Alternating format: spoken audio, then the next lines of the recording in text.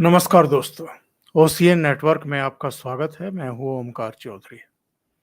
22 जनवरी 2024 को अयोध्या में भगवान राम का भव्य और दिव्य मंदिर का जब लोकार्पण हुआ तो गर्भगृह में 3 चेहरे आपको दिखाई दिए थे।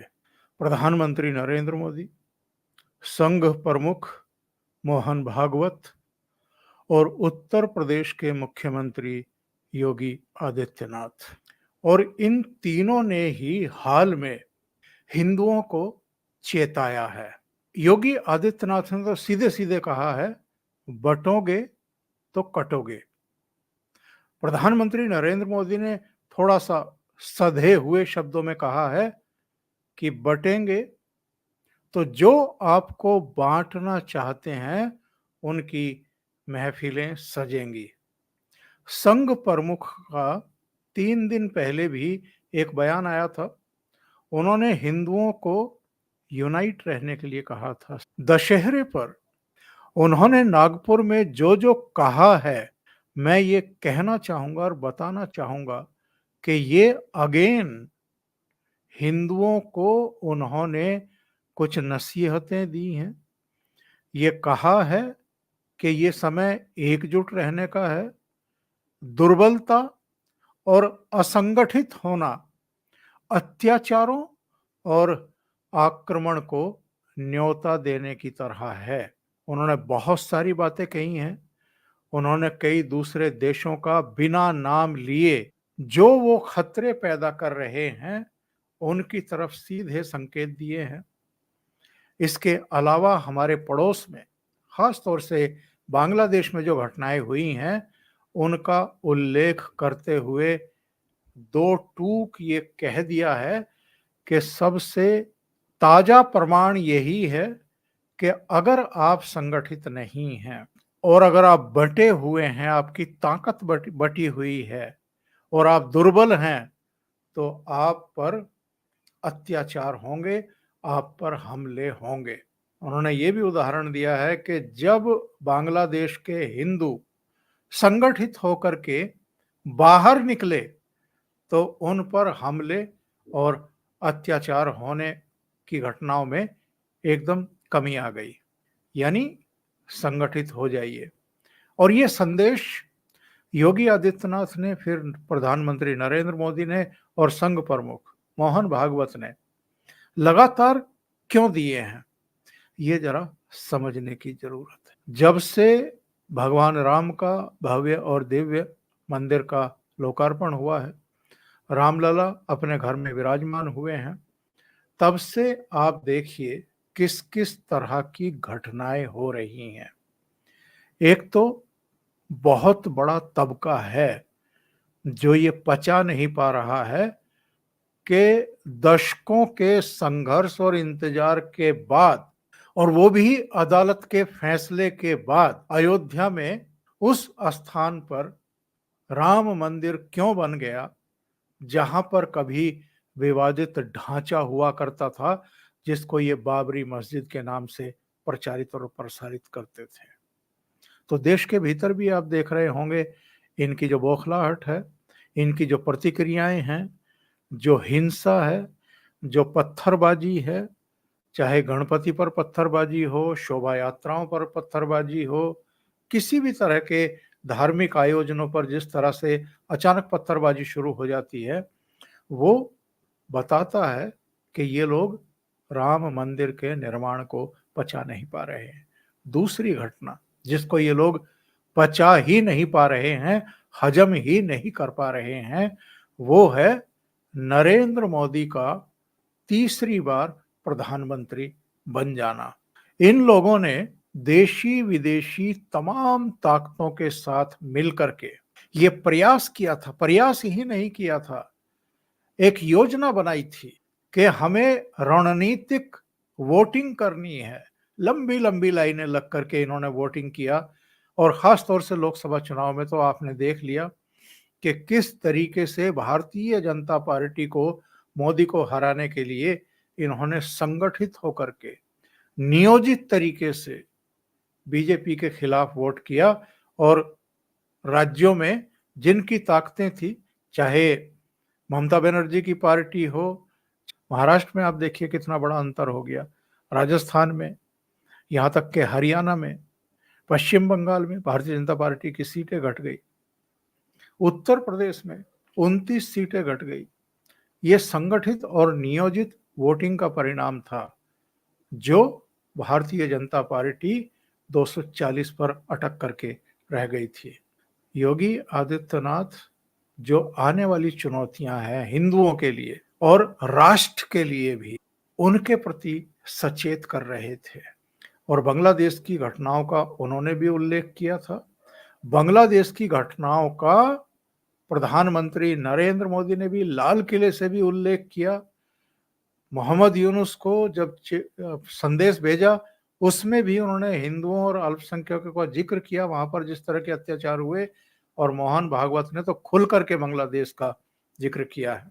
मोहन भागवत ने जो बातें कही हैं उन पर एक नजर अगर हम डालें तो हमारी समझ में आता है कि जो चुनौतियां इस समय राष्ट्र के सामने हैं, हिंदुओं के सामने तो हैं ही, भाई बहुसंख्यक आबादी है, इसके बावजूद अगर अल्पसंख्यक कहे जाने वाले मुस्लिम कट्टरपंथी आए दिन हमले कर रहे हैं, चुनौतियां दे रहे हैं, सड़कों पर निकल रहे हैं और सिर तन से जुदा के नारे लगाने की हिमाकत कर रहे हैं, तो आप समझ लीजिए कि इनके पीछे ताकतें कौन सी हैं, इनको ये शक्ति कहां से मिल रही है।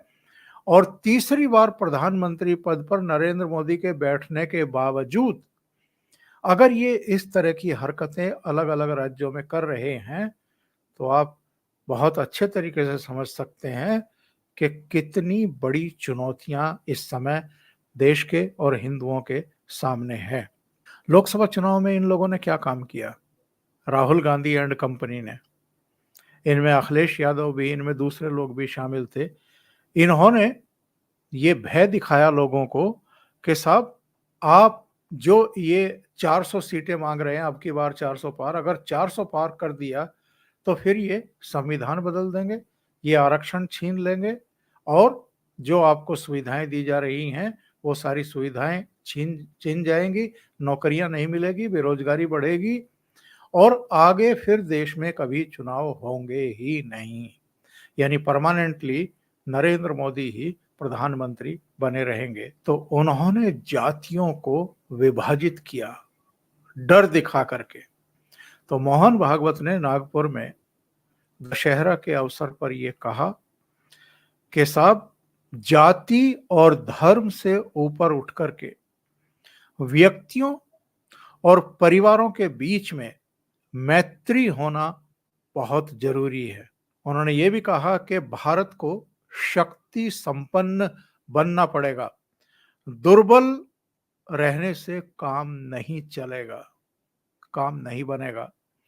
उन्होंने कहा कि गणेश उत्सव के दौरान पथराव, ऐसी गुंडागर्दी नहीं चलनी चाहिए, किसी को भी नहीं चलानी देनी चाहिए। हमें ऐसी परिस्थितियों के लिए तैयार रहना पड़ेगा। तैयार रहना पड़ेगा मतलब वो कह रहे हैं कि अगर इस तरह की पत्थरबाजी होती है, अगर आपकी शोभा यात्राओं पर छतों से पत्थर बरसाए जाते हैं, तो आपको भी तैयार रहना चाहिए ऐसे तत्वों का मुकाबला करने के लिए और जवाब देने के लिए। इससे बड़ी बात कोई हो नहीं सकती जो संघ प्रमुख ने कही है। उन्होंने ये भी कहा है कि समाज के सब वर्गों में सहभागिता होनी चाहिए, यानी कोई जात पात नहीं, कोई जो ये धर्म के भेद कर दिए जाते हैं, हिंदुओं में भी जो जिस तरह की साजिशें चल रही हैं, तो ये भेद नहीं होनी चाहिए। और उन्होंने उदाहरण दिया, उन्होंने कहा कि जैसे वाल्मीकि जयंती जो है वो केवल वाल्मीकि बस्तियों में वाल्मीकि समाज के द्वारा ही मनाई जाए, ये ठीक नहीं है। उन्होंने कहा कि सबको मनानी चाहिए और वाल्मीकि बस्तियों के बाहर भी वाल्मीकि की जो है, भाई वाल्मीकि की लिखी हुई रामायण हम बड़े श्रद्धा भाव से पढ़ते हैं, वो हमारा धार्मिक ग्रंथ है। और उनकी अगर जयंती के अवसर पर कार्यक्रम केवल वाल्मीकि बस्तियों में हो तो ये ठीक नहीं है। उन्होंने 2 उदाहरण दिए। उन्होंने कहा कि आप समझ लीजिए, द्रौपदी का वस्त्र हरण हुआ तो महाभारत हो गया, और सीता का हरण हुआ तो रामायण यानी रावण का अंत हुआ। उन्होंने खास तौर से कलकत्ता के आरजी कर अस्पताल में जो डॉक्टर बेटी के साथ घटना हुई, उन्होंने कहा कि ये लज्जित करने वाला घटनाक्रम था, और जो कार्रवाई में टाल-मटोल की गई, उससे एक बार फिर ये साबित हुआ कि अपराध और राजनीति के बीच में किस तरह के गठजोड़ हैं।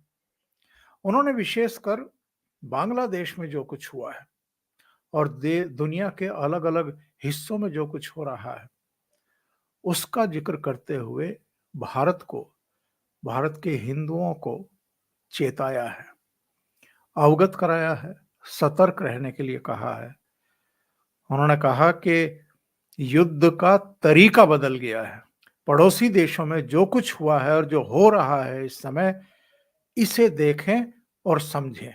ये नहीं है कि पारंपरिक तरीके से जो है टैंक ला करके या ठाए-ठाए करके जो है युद्ध हो रहे हैं, मैदानों में भिड़े जा रहे हैं।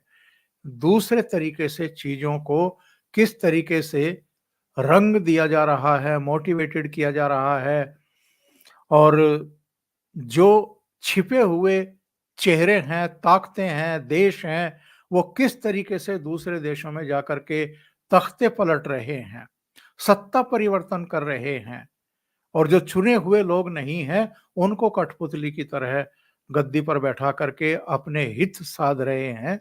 इसका उदाहरण बांग्लादेश है। उन्होंने बांग्लादेश का जिक्र करते हुए ये भी कहा कि बांग्लादेश में जो अत्याचार हुए हैं हिंदुओं पर, तो हमें लगता है कि दुर्बल होना अपने आप में एक अपराध है। तो आप इतने शक्तिशाली बन करके रहिए, इतने एकजुट होकर के रहिए, असंगठित मत रहिए। और ये बात हिंदू समाज को समझनी होगी, वो चाहे बांग्लादेश में रह रहा है या दुनिया के किसी हिस्से में रह रहा है या भारत के भीतर रह रहा है। आप इस तरह की आपदाओं का, इस तरह के अत्याचारों का, इस तरह के आक्रमण का तभी मुकाबला कर सकते हैं जब आप संगठित भी हों और तैयार भी हों। अगर आप संगठित भी नहीं हैं और तैयार भी नहीं हैं तो आप मुकाबला नहीं कर सकते, और संगठित नहीं रहते हैं तो आपको मुश्किलों का सामना करना पड़ेगा। उन्होंने कहा है कि भारत आगे बढ़ रहा है, भारत का सम्मान भी पूरी दुनिया में बढ़ रहा है। भारत का जो युवा है वो पूरी दुनिया में अपना टैलेंट दिखा रहा है, और जिस गति से अलग-अलग सेक्टर में भारत ने प्रगति की है और उसका सम्मान बढ़ा है, उसके चलते अड़ंगा लगाने वाले बहुत सारे पैदा हो गए हैं। और ये अक्सर होता है, जब आप आगे बढ़ते हैं तो आपको रोकने के लिए बहुत सारी ताकतें जो हैं वो जुड़ जाती हैं, और सरकारों को कमज़ोर करने की कोशिश होती है। जिनकी वजह से देश आगे बढ़ रहा है, उनको कमज़ोर करके उन पर तमाम तरह के आक्षेप लगाने की कोशिश होती है। उन्होंने कहा कि बांग्लादेश में जो कुछ हुआ, वो सबके सामने है, और बांग्लादेश का उदाहरण उन्होंने इसलिए दिया कि शेख हसीना के नेतृत्व में भई पिछले 15 साल में, 20 साल में बांग्लादेश में विकास की गति बढ़ गई थी। अलग-अलग सेक्टर में वहाँ पर जो है वो तरक्की हुई थी। वहाँ पर जो कुछ हुआ, वो उनके अंदरूनी कारणों की वजह से और जो भी साजिशें थी, उनके वजह से हुआ। लेकिन निशाना किसे बनाया गया? वहाँ भी हिंदू समाज को निशाना बनाया गया। जितना भी उत्पात हुआ, उसमें हिंदुओं को न केवल निशाना बनाया गया, बल्कि उन पर तरह-तरह के ज़ुल्म किए गए। और उन्होंने कहा कि ये दुर्भाग्यपूर्ण है कि बांग्लादेश के निर्माण के इतने वर्षों और दशकों के बाद भी जो कट्टरपन की मानसिकता है, वहाँ अभी भी जिंदा है। उन्होंने कहा कि साहब, जम्मू कश्मीर में जो चुनाव हुआ है और शांतिपूर्ण चुनाव हुआ है, इससे भारत की साख जो है वो पूरी दुनिया में बढ़ी है। और ये बात मोहन भागवत ने क्यों कही है? क्योंकि जो लोग ये कह रहे हैं ना कि साहब हरियाणा में 20 विधानसभा क्षेत्रों में गड़बड़ी हो गई, ईवीएम मशीनों के साथ छेड़छाड़ हो गई और पता नहीं क्या-क्या बता रहे हैं। जम्मू कश्मीर में जो चुनाव परिणाम आए हैं और वहाँ पर नेशनल कॉन्फ्रेंस की जो सरकार बनने जा रही है, जिसमें ये हल्ला मचाने वाले कांग्रेस के लोग भी शामिल होने वाले हैं।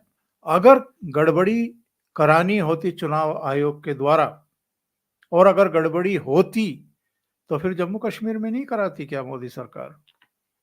जिस जम्मू कश्मीर में 2019 में 370 खत्म किया, 35 ए खत्म किया, 5 सालों में वहां विकास की गंगा बहाई गई, उस जम्मू कश्मीर पर तो शासन करने का एक तरीके से वो सपना देख ही सकते हैं।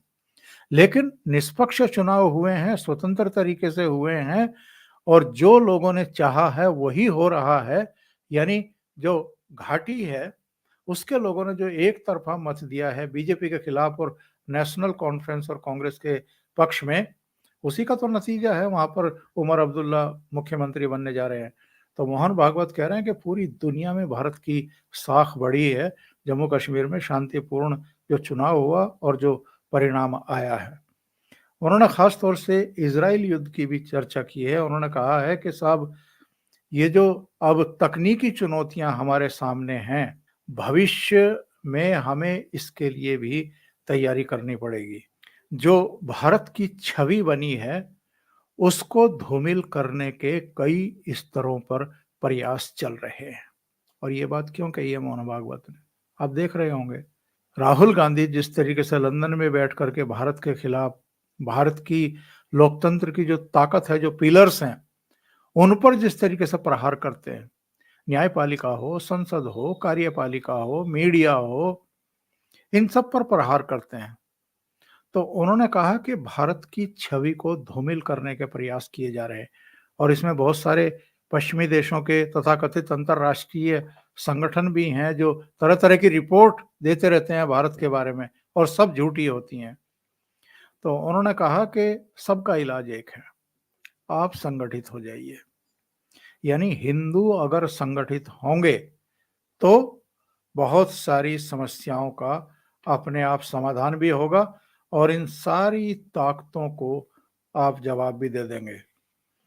उन्होंने कहा कि आज भारत में जो सामान्य समाज है, उसको जाति, भाषा और प्रांत जैसी जो हमारी विशेषताएं हैं, उनके आधार पर ही अलग करके टकराव के हालात पैदा करने की साजिशें रची जा रही हैं। और उन्होंने दूसरे खतरे का भी उल्लेख किया, सचेत किया।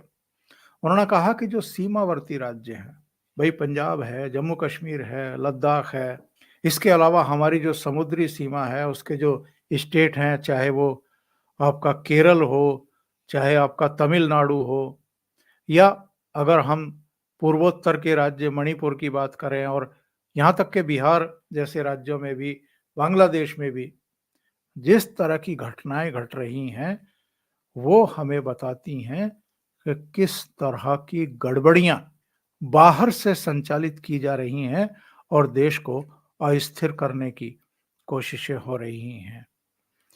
और ये जो इनका कुल मिलाकर के उद्बोधन था, और इनके उद्बोधन के समय नितिन गडकरी भी थे, देवेंद्र फडणवीस भी थे, इसरो के जो इस समय प्रमुख हैं के सिवन, वो भी थे, और जो पूर्व इसरो प्रमुख हैं राधाकृष्णन, वो चीफ गेस्ट थे।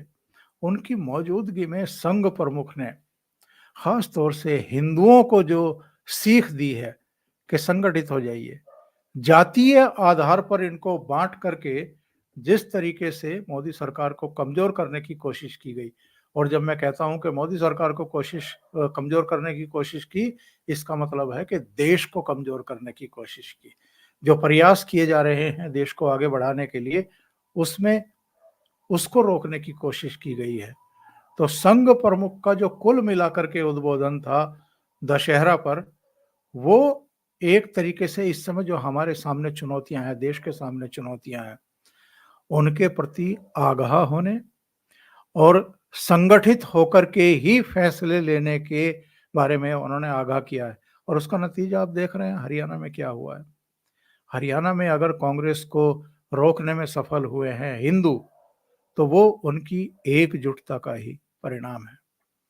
तो उनका जो उद्बोधन है, वो जो आने वाले चुनाव हैं, वो चाहे झारखंड का हो, चाहे महाराष्ट्र का हो, चाहे दिल्ली का हो, और उसके आगे भी असम में भी होने हैं, तमिलनाडु में भी होने हैं, पश्चिम बंगाल में भी होने हैं, कई राज्यों में अभी चुनाव होने, बिहार में भी होने हैं। उनके प्रति भी उन्होंने एक तरीके से आगाह किया है। अभी के लिए इतना ही। बहुत बहुत धन्यवाद। अगर आपको ये चैनल और इसके कंटेंट पसंद आ रहे हैं तो लाइक करें, कमेंट करें, वीडियो को शेयर भी करें। अभी तक अगर आपने ये चैनल सब्सक्राइब नहीं किया है तो सब्सक्राइब कर लें और साथ में लगे बेल आइकॉन को दबा दें, ताकि आगे आने वाले वीडियो और उनके नोटिफिकेशन आप तक पहुंचते रहें। बहुत बहुत धन्यवाद। नमस्कार।